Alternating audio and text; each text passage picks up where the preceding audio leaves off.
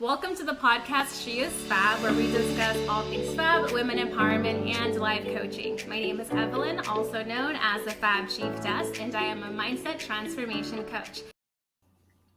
Welcome to another episode of the She is Fab podcast. Today, I have the pleasure of speaking with Holly Hugues. She is an author and intuitive healer that infuses her unique personality, her style, her intuitive gifts, and personal healing stories in order to guide her clients through a step-by-step process where she helps them claim their voice, passions, and self-worth. Welcome, Holly.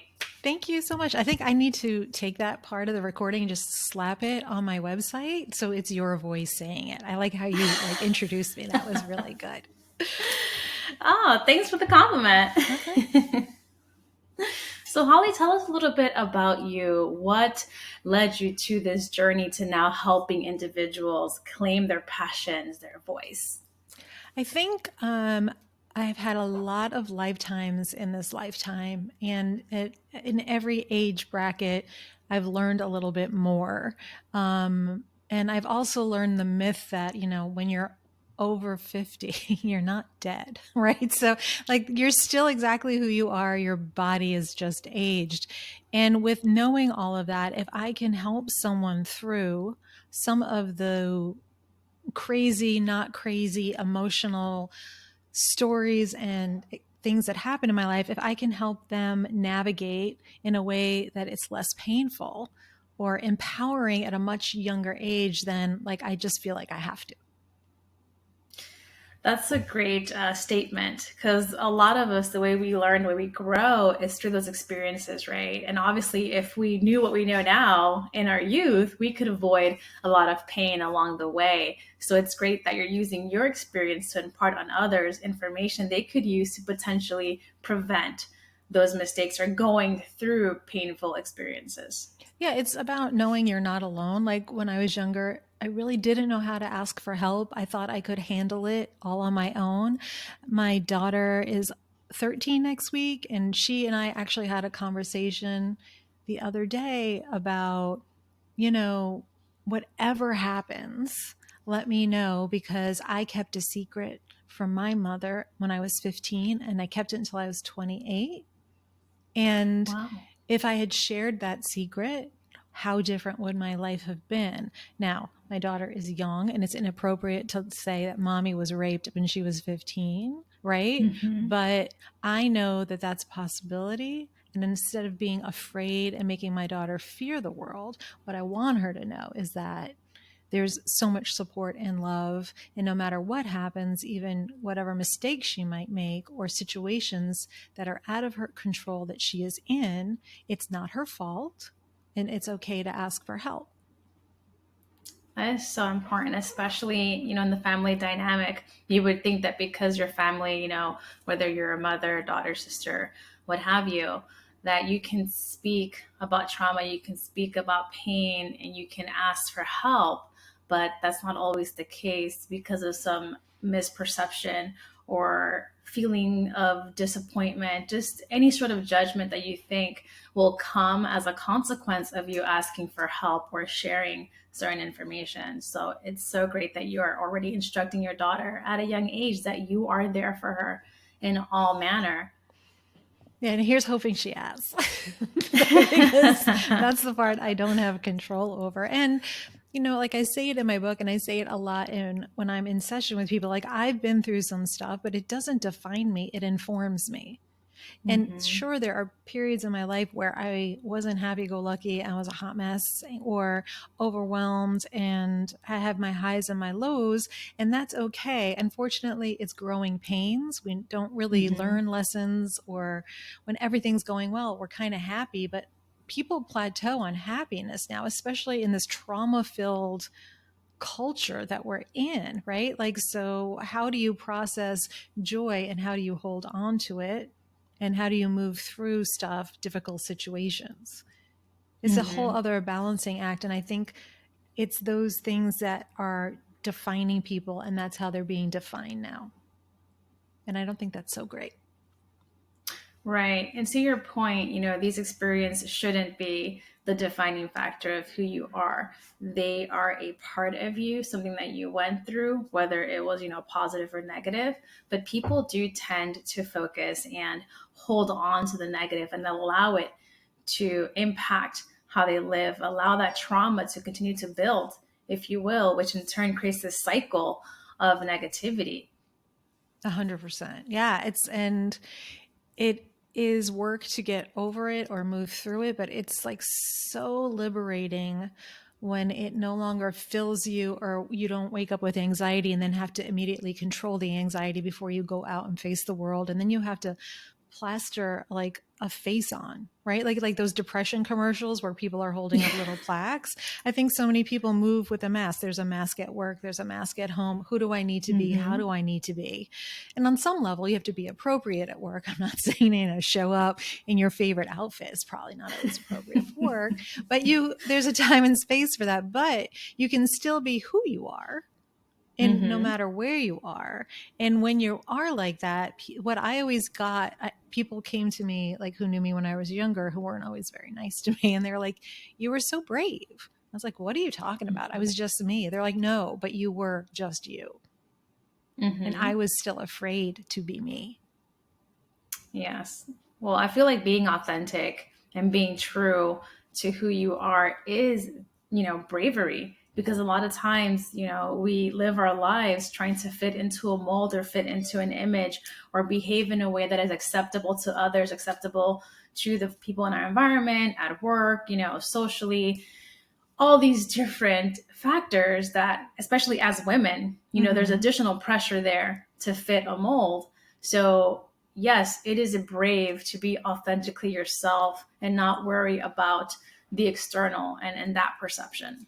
Yeah, I have to say, every time whenever I try to meet a need because I think it's an opportunity, and I'm like, okay, I'll just do that. I'll just do it. I can do it. I can do it. I can do it. Right. That's my attitude about everything.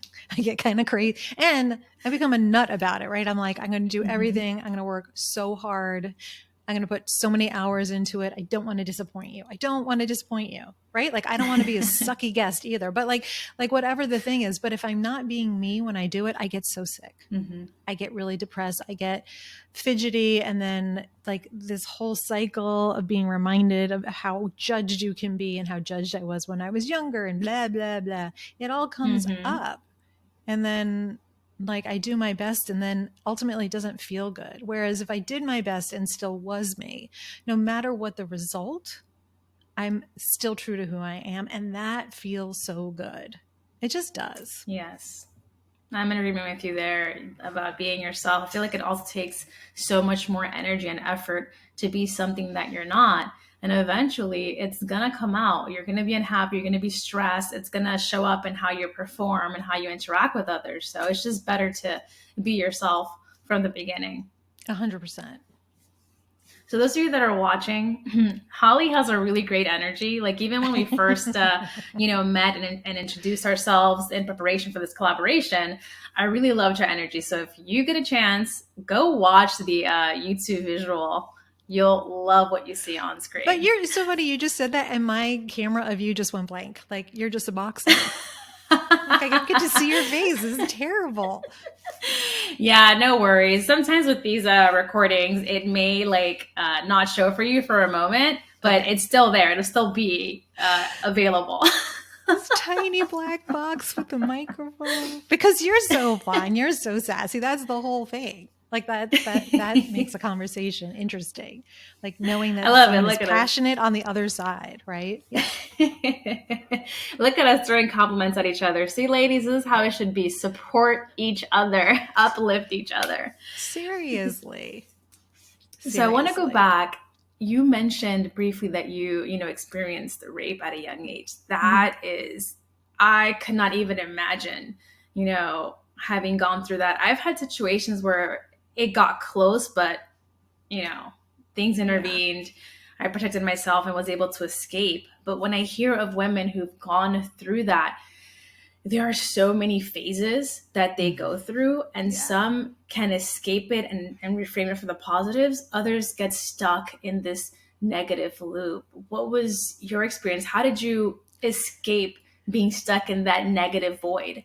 I didn't even know I was raped. I was 15. Like, I didn't Oh. understand that what happened to me was rape because there was no violence. Mhm. Like, I was held down and it all happened fast and I didn't know him. And like, the situation was, I was a good girl, right? I was really smart when I was young. I was a good girl, had good grades, listened to my parents.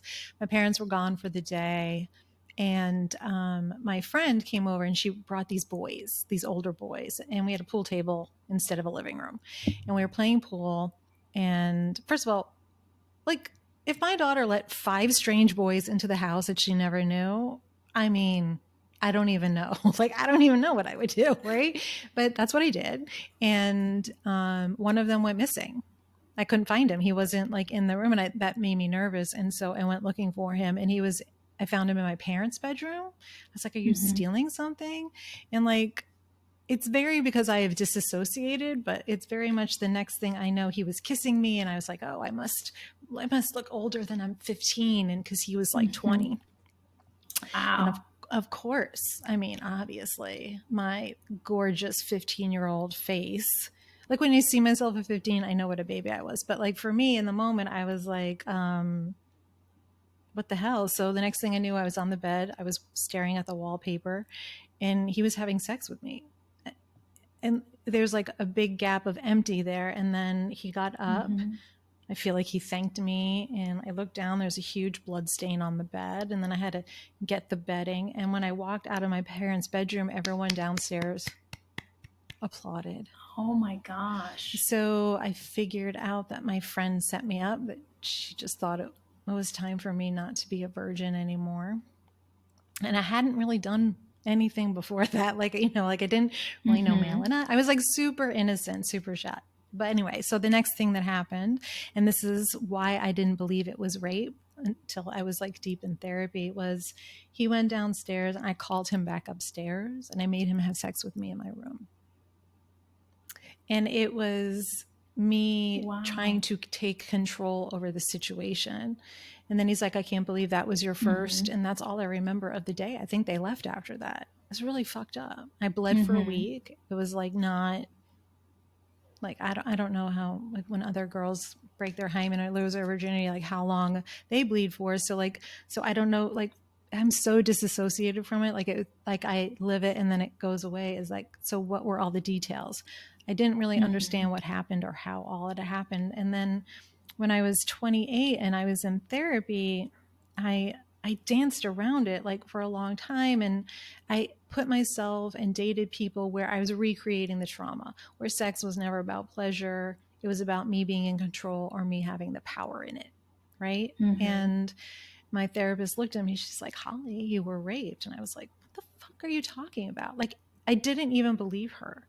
I think she said it for Mhm. like a month. Like, she just, like, every week, she's like, that is rape, that is rape. And then when I realized it was, I just was devastated. And I was married to a really shitty person then. And I went home and I told him that I understood now that my first encounter was, violence. And that fucker went out, and the next day I came home and he brought me really trashy lingerie. Wow. Yeah, so that marriage was not good, obviously. Mhm. So, like that, like, I just kept being around damaged people and having very not healthy relationships. I am really lucky that after that happened, I dated my high school sweetheart, and we dated for over a year. So my experience of sex became very teenage, fun, whatever. And it wasn't bad with him. Right. So, like, I have an attitude about younger people. Like, if you want to experience intimacy and whatever, be with someone who's on your level. Like, I know a lot of girls, I used to see this in college, who saved their virginity until they went to college because now they're in college and they know better. But they just had Mhm. sex with the first random dude the first time they got drunk, right, at college. And Mhm. that is pretty awful, I think, as well. Like, it's about valuing yourself, and it's okay to be curious and it's okay to want to know more. But it took me really getting into therapy before um, I could, like, have a different experience of sex. Like, sometimes it was pleasurable, but for a lot of time when I was younger, and I dated, and when it became sexual, I would have to stop it because I couldn't emotionally handle what my body was doing. And that took the longest time to get into some sort of balance. Wow. Well, I just want to thank you for being brave and sharing your story. You didn't have to. You could have kept that, and moved on. But I appreciate you sharing your experience and your thought process and the work that you've done with your therapist to actually acknowledge that that was a situation where you were raped. And you mentioned that you didn't know it was rape because of what happened afterwards. You essentially, had a second round, so to speak, because you wanted to control the situation. Yeah. I want to let people out there know that women, whether you're younger or older, when you're in a situation like that where you're not in control, where you're not really sure what's happening, a couple of things do happen. You disassociate. You have an outer body experience where that's not happening to you. And a part of you shuts down and compartmentalizes that so that it's as if it's not happening to you. And so in your case, Holly, in other cases that I've seen, you don't perceive the situation as rape because you've essentially locked it in a little box, put it somewhere far, far deep in the recesses of your consciousness, and you don't acknowledge it. And the folks that don't work through that are the ones that suffer the most, that have that 100%. long lifeline impact. Yeah, I think as like sex can be shameful or it could be confusing. It's like there's so many things about being sexual, right? That is still kind of developing in the world right now. Like, what are we? Who are we? There's a bajillion labels, and I have mixed feelings about that. Like, I think it's really good to know who you are and identify, but it's like sometimes if you micro identify, you don't give any space for growth or gravitas or learning or being, or like, get over it. Just be you. How about a big you?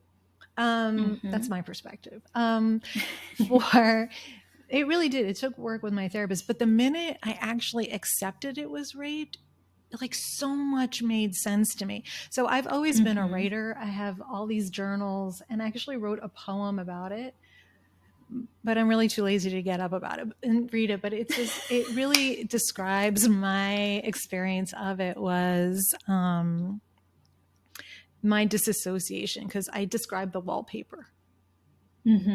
Right? Like the fern blue wallpaper in my parents' bedroom and the faces I saw in it. That makes me cry. Like remembering that. It's sad. But I was just like a little girl. Yeah. So like I want girls to be able to be young. And like the world, they have so much access. My daughter is young and she speaks these things, but I know she can't fully understand it.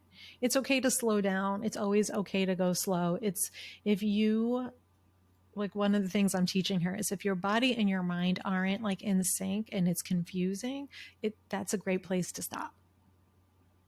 Yes. Right? That's great like advice. Give yourself permission for that to get into alignment. And maybe it's because of the person, and maybe because you're not ready and you don't owe anyone and all of those things. And a really good guy wants, like, of course he'll be frustrated. Who cares? But like a really good guy will care. He'll care. Yes. And he's also, maturity level like goes up and down, but whatever. But in general, someone who cares about you doesn't want to hurt you. It's pretty fundamental. Exactly. That's the key word. Anyone who's selfish, who claims they love you, but is pressuring you to do something, doesn't actually love you, doesn't actually care, because they're in it for their own interest. And as women, unfortunately, regardless of what age, there are things that we need to be concerned with. We going out the door to our cars, commuting from point A to point B, even going out at night, like men don't have to worry about, am I going to attract the wrong kind of attention? Is somebody going to try to intentionally harm me?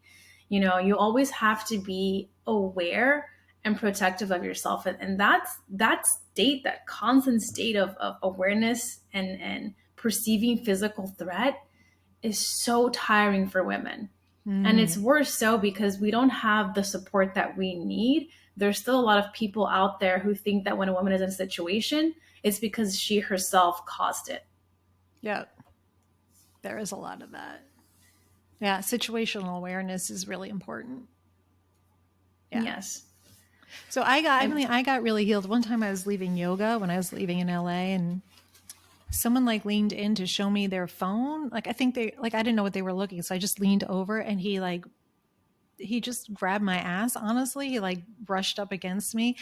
I made so much noise. I scared the shit out of him. I was like, "Get your fucking hands up, get out of that!" And he was like, "Whoa!" Like I think he was like a creeper, right? And he didn't follow me to my car, and I called the yoga studio. They're like, well, I don't know what to tell you. I was like, it's the parking garage to your studio. You should tell people that there's a dude in there doing that.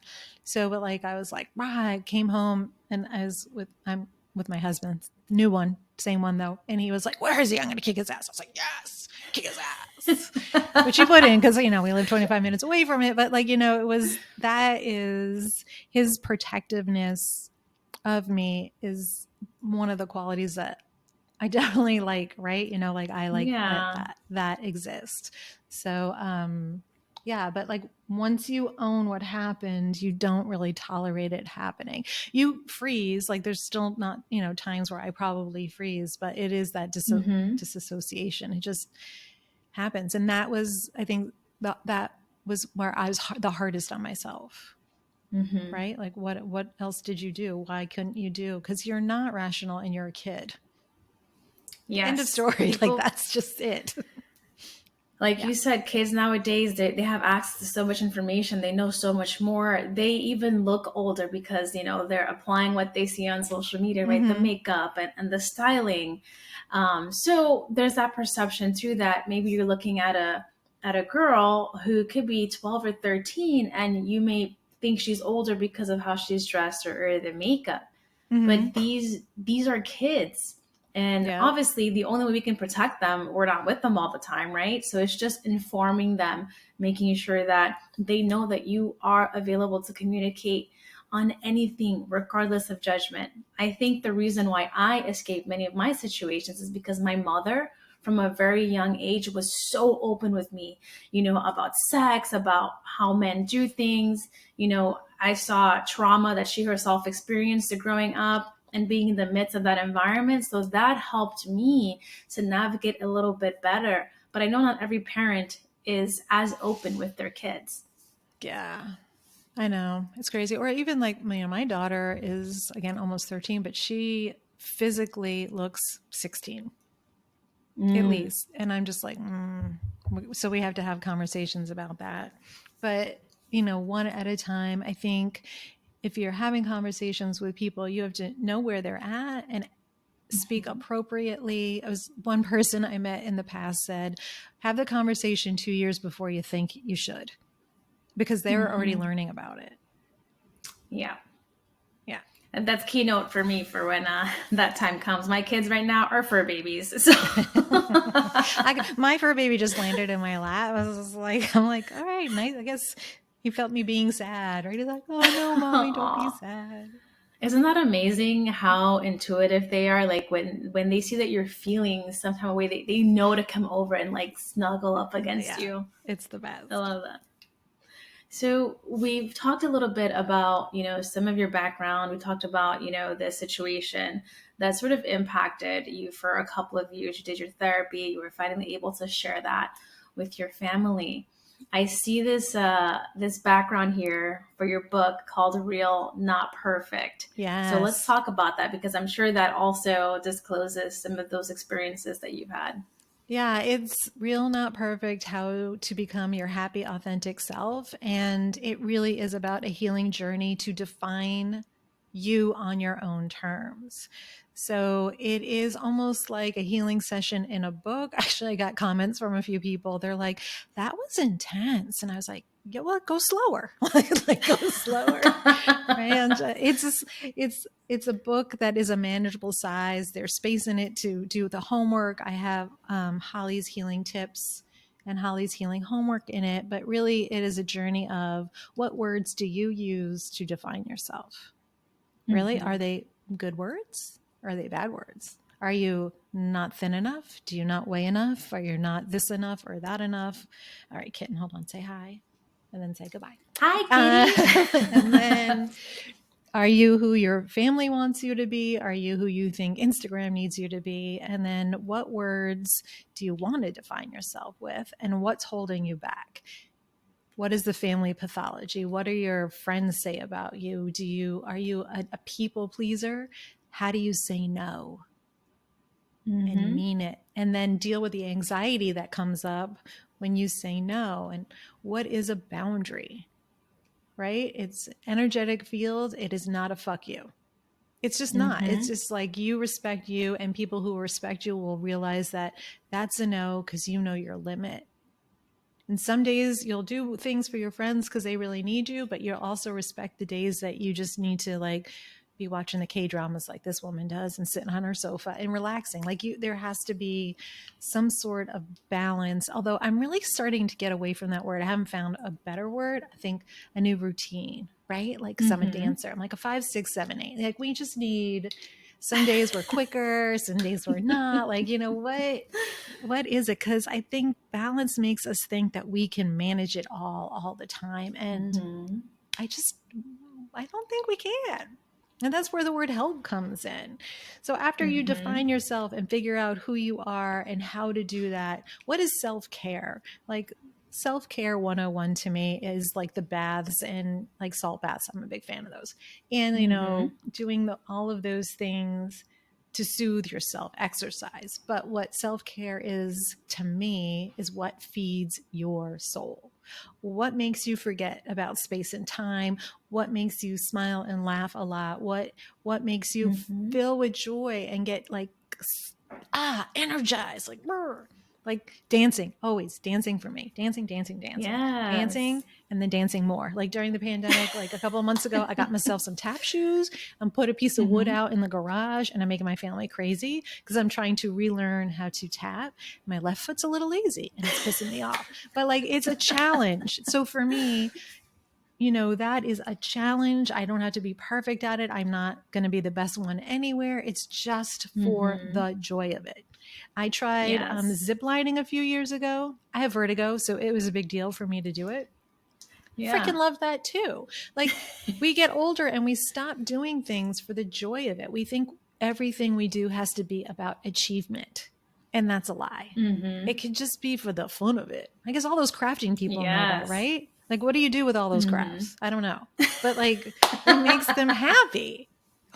I tried to learn how to crochet. I did not, I made 2 little squids. They're on my desk. That was like at the beginning of the pandemic. My mother was like, there's no way you'll be able to make that. I was like, oh, challenge accepted. So it's just that if you like coloring, like those coloring books, like it's the thing that makes you feel good again. Without a substance. I should probably like ... you know, ... no drugs and alcohol involved, ...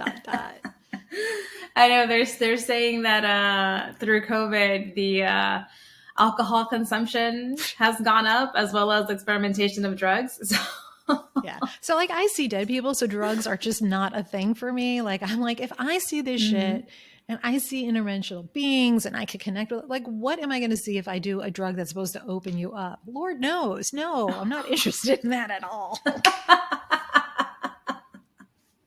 Yeah, I'm with you. I have quite the vivid imagination, so I don't know that would be a good experience for me. All these people are like, all these other healers, they're like, no, really, you have to do plant medicine. I'm like, really? I do not. I don't think I trust you with it. I don't think you know how to set up a boundary. If I know how to do energetic boundaries better than you, and you're letting all this shit in, that means you're letting dark energy in. No, thank you. No. That's true. So that's when I along with the stubborn. positive, you can pull the negative.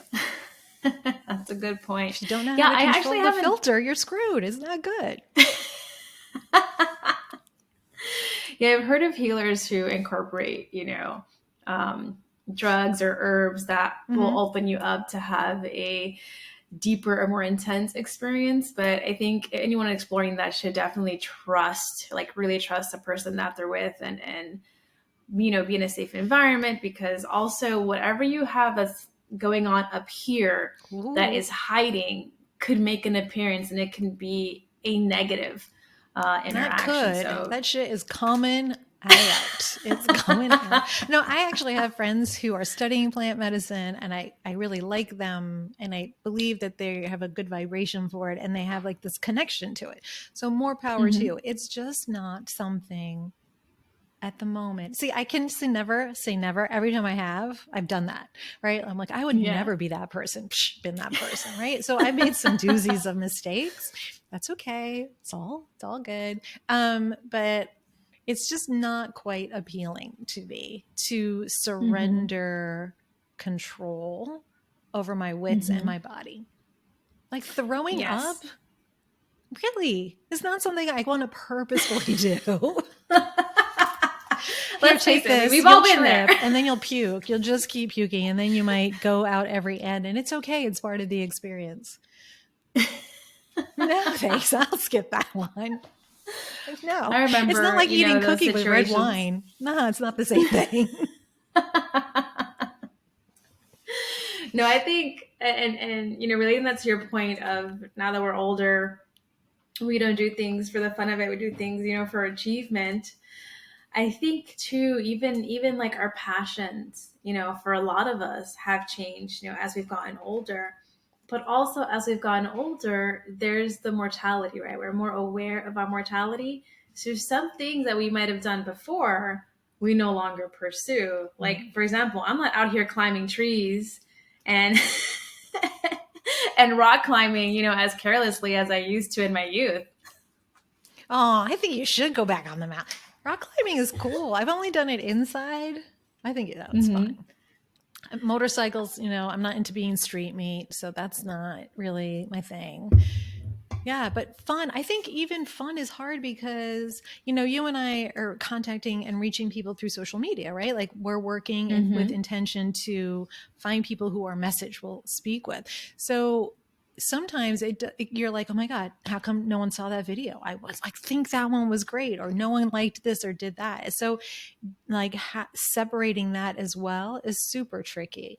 I make people crazy. So we're recording this on a Sunday for everyone who doesn't know, which you probably won't because it won't come out on a Sunday. But I unplug my phone. Like I leave it in nowhere near me in the evening, starting pretty early. And people are like, well, why don't you respond? And I find the first half hour, I'm kind of itchy, right? I'm so used to scrolling or checking in on what the hell am I checking in on? Like, I don't even know, but like suddenly, like I'm curious, like what's going on? And after a half hour, I'm relieved, right? I'm relieved that this other thing isn't pulling me away for nothing. So the addictive quality of the phone. Yeah. So I'll put my phone away around 8:00 at night, if not earlier on a Sunday for sure. And then I keep trying not to look at my phone before my daughter leaves for school. It's hard. That one's hard. I fail often, but most of the time I don't. Like, I'm like, there's really, do you need to hear from me before 8:30 in the morning? Nah, I don't really think you do. I mean, well, there's a duality here too, though, because we're not just like browsing social media for our own interests. It's also how we run our business, or one of the main points of contact. So when you are a CEO and the employee and the marketer and everything, basically, you have to be on top of it, or you feel the need that you have to be like monitoring your baby 365, 24 hours a day. It's so true. My husband and I are pretty good at calling each other out on that. He's like, take a breath. Take a breath. You can't do it all. Especially like when I was launching my book during COVID, because, that's when you should launch a book. And it's like there's no events. I can't go places. It's not like I can have a signing or do anything like that. So it's like into the world. 2 years of work into the world. I have no control. Dun-na. Like that doesn't really sit well with me. So, right, like that's what I'm saying. Like we're more than one thing. I can be totally like understand that. And then the other part of me is like, well, should I reach out to so-and-so? Did I reach out to have I done everything I can? And then I have to make sure I try to stick to a work week. I think so many people during the pandemic are working from home. So when do you turn it Mm-hmm. off? Yes. You talked about that word balance, Mm. and lately I have been thinking about that word a lot myself, and thinking about whether there actually is truth in being able to balance work and personal life. So what I'm leaning towards more is sustainability. I feel like Ooh, that's a the good word. I thought might of steal it. balance. Gonna Yeah, steal it. please I'm go gonna I'm ahead. gonna be like, Evelyn said this. She's the woman who's. I also like to give credit where I get things from, because people Mm-hmm. don't steal other people's work. Give credit; it makes you look good. Yes. But I Mm-hmm. like that sustainability. Yeah, because I feel like the work-life balance is a myth. There isn't a real balance. There's always one thing that's gonna weigh more than the other. And so really it's how do you sustain and manage all the things versus trying to keep them equally balanced. Yeah, I think I might have to write that word down. Sustain. I have to think about it. Right, because I told you I was looking for a different word. It's a Mm-hmm. routine. Routines get boring. Yeah, it's a really. This is the what I'm noodling as well, because people are like, when you're recording your audiobook, I was like, oh yeah, with all the time I have right now. And because it's also I have, first of all, I have to hear my own voice for as long as it's and edit it. That's really hard for me. Your So voice sounds awesome. What are you talking about? dude, this is why I like you. So audiobook, and then get it out and get it approved, and then distribution, like all of that is so much more work than people like really know, right? It's like all those overnight Mm-hmm. successes that took 10 years to get there, right? There's so much Yes. work that you don't know. Now, see, I got off my point, and I was like, I had a point. Sustainability. Sustainability. See, I can't. Oh yeah, when you're going to do your book, why aren't you writing your next one yet? I was like, oh my god, I just this Let just. me just get this one out. I actually enjoyed feeling pretty good because I write fiction as well. So my Mm-hmm. agent, my literary agent's like, I'm waiting for your next book, and I was like, my eyes are big and TikToking if you are unable to see what it's doing. And I'm like, I don't know, like, how do I go from marketing and nonfiction back to fiction? But it's Mm-hmm. scratching. There's all these ideas scratching. So I know it's time to get introverted and moody, because that's the space I Mm-hmm. write from. I really was thinking about an essay just like right before we like called each other here. It was Mm-hmm. about how we are defining ourselves and how language is becoming dangerous. And Mm-hmm. that's limiting creative people, right? So there's hate speech, right? We're not down with that, right? I'm Jewish. People have said horrible things and whatever. I have friends who are BIPOC. I have everyone everywhere, and everyone is experiencing hate right now.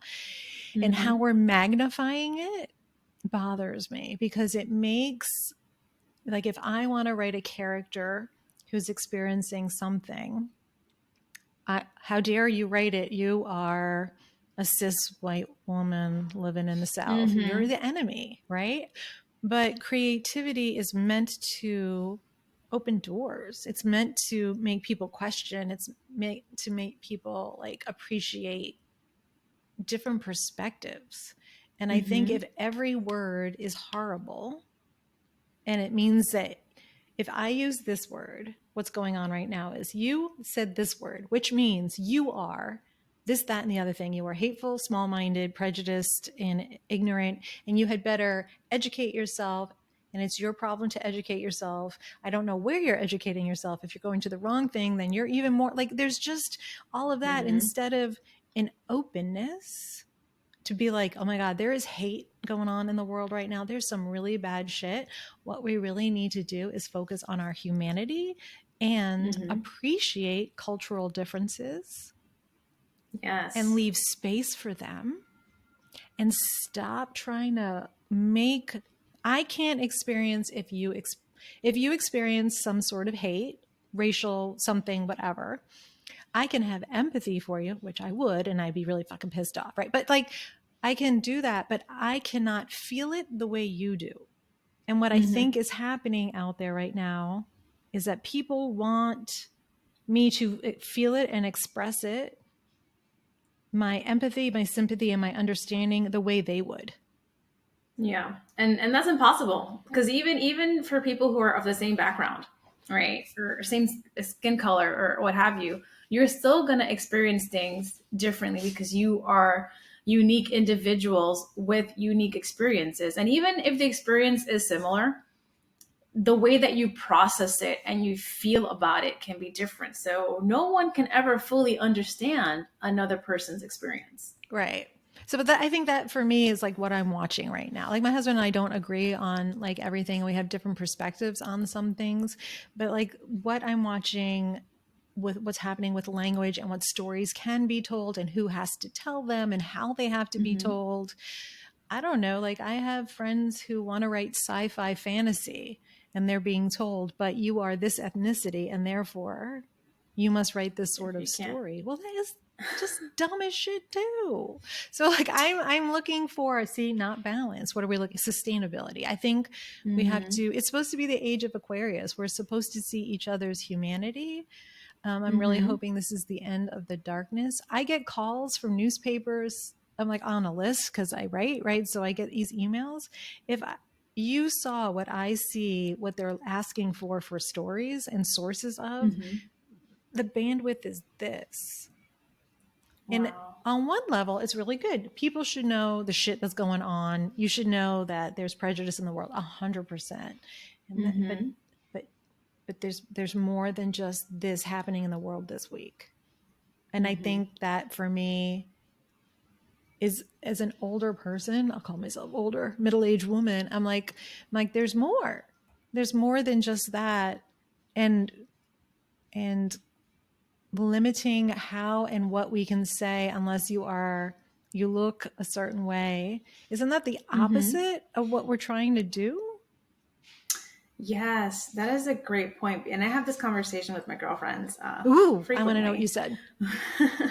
where we talk about these boundaries, right? So the way that I perceive racism and equality and just cultural acceptance is by allowing others to partake, allowing others to be educated, bringing them into the experience and sharing with them. But when you're putting up these walls, these boundaries, saying you can't engage or you can't participate or you can't practice this because you're not of this descent, you're not of this culture, we're actually causing it to multiply, causing that feeling of this association of racial divide, of cultural divide, because we're pushing people away instead of allowing them to come in, to learn, to be accepting.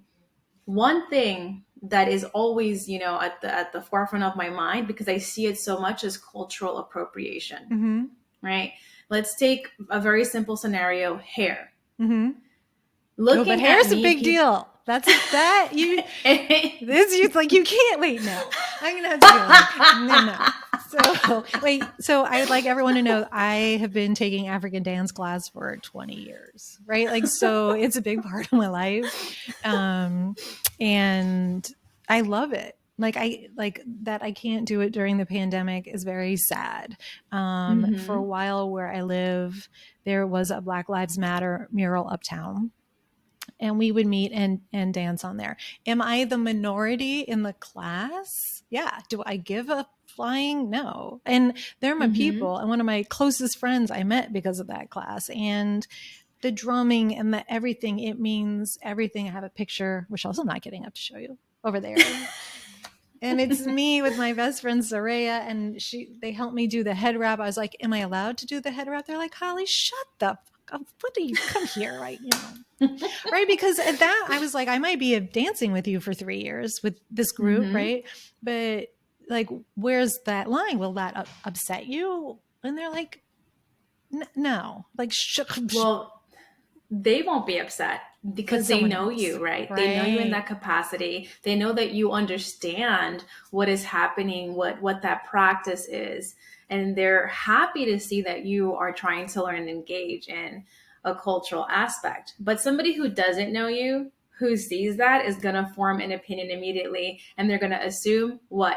The negative. And Yep. that's where the issue is. People are so quick to jump on this bandwagon of canceling people or making assumptions about who they are Yeah.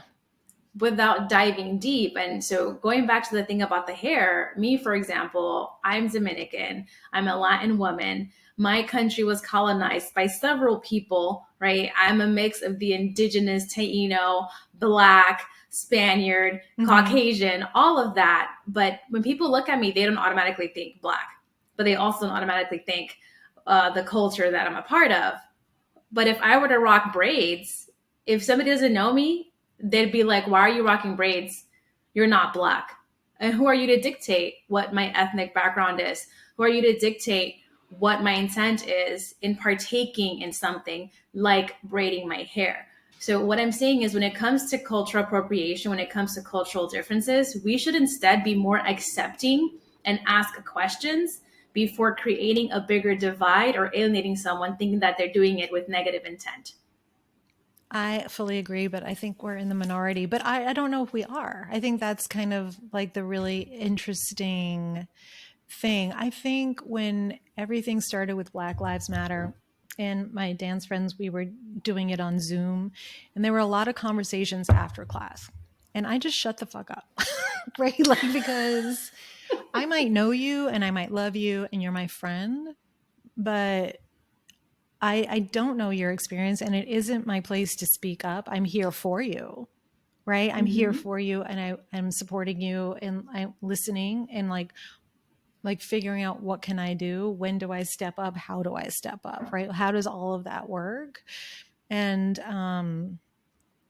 then my friend Nishay was like, Holly? I was like, yep. She's like, I forget you're not Black. I'm like, I was like, that made me feel good because they know where my heart is. But you're right. If you don't know me, you don't know that we talk about what each dance means and where does it come from and the importance of it, or that it fills my soul with joy. It doesn't matter who I am or what I look like to love something. So I think the whole cultural appropriation is really interesting to watch. So, okay, Omika, can we talk about The Bachelor for just one sec? I've been dying to talk to someone about this. Yeah. I watched that man who doesn't close his eyes. I won't even say his name, right? And I watched him fall in love with a young girl when he had a woman, right? He had several women to choose from, and he chose the young girl. I'm not disparaging her. I'm just saying at 24, you're still a girl. You're just figuring out who you are. You just finished school. So for me, because of social media, anything said or done a few years ago that you might know better now is easily found, right? So my problem was not that he broke up with her because she didn't understand the whole slavery aspect of antebellum, right? That's not, I want to take that off the table, everyone. Don't get mad. My problem was this. He did exactly what I don't like. He said she has to educate. She has a long way to go. I have a lot to process. She will never know what it feels like to be a Black man. No shit, Sherlock. She won't. But she loved you. And she was willing to go through every fire hoop with you, right? And you could have walked away. But for your answer to be until you know what it's like to be me, that's an impossibility. You can just say, that was unforgivable for me. I appreciate that you're growing. But for me, that was a non-negotiable. That you didn't understand that. And I'm glad you will moving forward. Yeah, I think people need to, and that example right there is just like, that's never going to happen. even a Black woman will never know the experience of a Black man. So for you to use that as reasoning to justify something else, it doesn't make sense to me. And again, creating a divide. We're bringing up these excuses, and instead of bringing us together, they're further creating distance. My whole point is just allow others a seat at the table. Allow them to have the ability to talk about it, to offer their opinion, and then you in turn educate and inform. Everyone should have a seat at the table to have this conversation. Yeah, I feel like the whole who's in charge of educating is a hot button. right? So a lot of my friends are like, it's not up to me to teach you X, Y, and Z. Like starting 5 years ago, anti-Semitism spiked like a motherfucker, right? It just, I can curse on your show because I am, haha. So it really spiked. And me and some of my friends, I was like, we're the canary in the coal mine. We're the canary in the coal mine, right? So I'm letting you know the world is getting troubled. And you're just like, no, because I've always felt as a Jewish person that we are the acceptable, it's acceptable to not like us. Because like accountants are so scary is like what I always think. I'm like, there's not many of us in the world. Israel is a super tiny country. It's been attacked multiple times, and we have been expelled from countries, not allowed to live in them for thousands and thousands of years. We've not been allowed to be in specific businesses, which part of the whole money lending dirty Jew thing came from. We weren't allowed to have any other business. So they did the only thing they could to survive. I mean, there's like stories behind it, right? Like the Holocaust happened because they took old prejudice and repackaged them for the time there, which is kind of what I feel like is happening here in the world for everybody. All of these ridiculous fears, right? But I think it starts with you. What are you so afraid of? What is so threatening? What are you not enough of that is happening in the world? Because I feel like it's a projection of fear onto other people. Yes, And that as a is so healer, I have true. no idea how to approach that globally. Like, I don't know how this girl here globally can change, because I would kumbaya that as much as I could, like, because it breaks my heart. It breaks my heart. What I used to love about traveling was I would learn a new language. I'd find out about cultures I didn't know or understand and come back with like this whole other appreciation. So like, I'm honestly like even worried, like, oh my God, I'm speaking honestly. What's going to happen? People are going to go nuts. You can't control other people. All you can do is control yourself and how you behave and how you feel about certain things. When it comes to education, it's a two-pronged approach here, right? Obviously, you yourself need to educate yourself and seek outlets that will elevate your knowledge. But then the individual, like, me as somebody of Latin descent, I have friends across, different ethnic groups and diverse lines. So you can tell when somebody is seeking to know more, is seeking to partake, right? The fact or the act of getting to know you as a person, there's going to be curiosity, there's going to be questions there. Maybe there's activities like your dance, the African dance, right, where people are coming together. Those are moments, and again, as you continue to learn about somebody, where you can share and educate because there is a natural curiosity there. So for somebody to say it's not my job to educate you, no, it's not your job. But if you see that somebody has an interest, it is your responsibility to help them and educate them. Yeah. So we're on the same page. Yeah. Like I totally like agree. When I was watching that, I was like, this is what I thought when I was looking at that man. He is so in his head that his head, like energetically, I'm going to go woo woo. So as an intuitive healer, I look at him and I see his heart and his head are not connected, that his fear of becoming or being anything like his father who ran, he is running, right? Like a situation was super uncomfortable, mad, angry, sad. I think he was pretty devastated. I don't even understand the whole bachelor process. It's not anything that I would do. But for saying that he fell in love with this girl, this young woman, and all of that came up, and all he kept saying, which is why he didn't propose, I don't want to do, I don't want to be, I don't want to be. He's so worried about what he doesn't want to be that I don't think he has any idea of who he is. Like for me watching him, you're like, okay, so now that line is, I think I prefer being with a person of color, perhaps. BIPOC. Maybe I want to be with a Black woman because she will understand me. And now I've learned that about myself and I'm going to own it. It's okay to own that part, right? Like we have similar traditions or values or whatever, right? But I just was watching him and I was like, my heart broke for everyone. I thought Emmanuel, what's his name? the guy who took over for Chris Harrison. I thought he does difficult conversations with a Black man. I loved listening to him, right? Like it was like, I thought he was articulate, insightful, and he was really trying to help bridge, but was just so much of an open wound between the both of them, right? So like as a healer, I was like, oh, he's really trying, but Matt is so in his head about what's right and wrong that he's not connecting with his heart. And that's his process. I'm not judging all of that, but just watching it and watching him blink like so much and be disassociated from where he was and what he was doing and what he's probably contractually obligated to do. I mean, there's a bajillion things we probably don't know about what's going on, but he doesn't want to be a runner. And I feel like he's got some of the behavior without him being aware of it. Right. And that's what happens a lot. And, you know, us as coaches, we see this because we're always enmeshed in helping individuals, you know, cross certain boundaries or go from point A to point B. And so even this, it's a show that we're watching on TV, but you can make an assessment about how someone's moving and what could potentially be impacting their actions. In the case here with The Bachelor, you're seeing all these things present.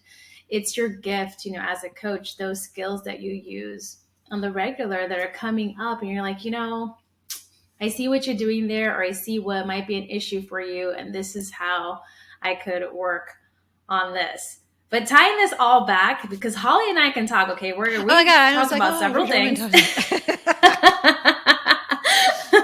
Obviously, we don't want to, you know, take up too much of her time, or, you know, you guys out there who are listening or watching might be suffering with a little bit of attention deficit disorder, maybe. Right. Wait, I have to say this one thing to that girl, Rachel, because I want to tie it back into her too. She was giving way more, right? She wasn't being met. So even though he's rejected her, she is still completely open in trying to please her, who she loves. Please, you can't love someone enough to make them love you back. Yes. But I think that's, you know, something that we do as women too, right? We tend to go all in, try to make things work up until the very moment where it's just not going to happen. And we're just, I think, I don't know if it's genetic or if it's just our upbringing or the societal norms. We are caregivers, right? Yeah. We just are emotional creatures who want the best for others, who care for others to the point where it can be a detriment to us. And in that situation, there was no balance there, no sustainability when it came to the emotion and feeling. And so even though she was trying, it's just like, come on, babe. It's not done. Happening. It's done. It's not. Sucks. So Holly, let's talk about your services. We talked about your book, which is a memoir / workbook. Yeah, it's like a woo-woo self-help.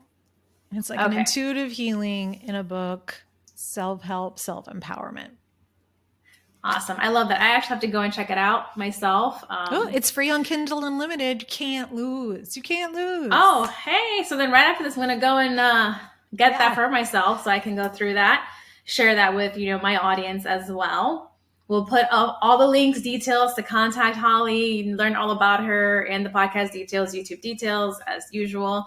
But Holly, apart from the book that you have out there, which is, you know, self-help guide / memoir, what else do you offer? Are there any programs you have in place? Any new offerings? You know, right now I don't. I'm just really focused on, I think my sweet spot with helping people is through transitions, right? Is to overcome a past pain or a story that you're feeding yourself that's limiting your life. So if you know something isn't working, but you can't name it, because I'm an intuitive and I can see, hear, and feel things, taste things. I'm an empath. Like I have all of those abilities. When you sit in front of me, I'll get information that even if you're not clear, I can help guide you through.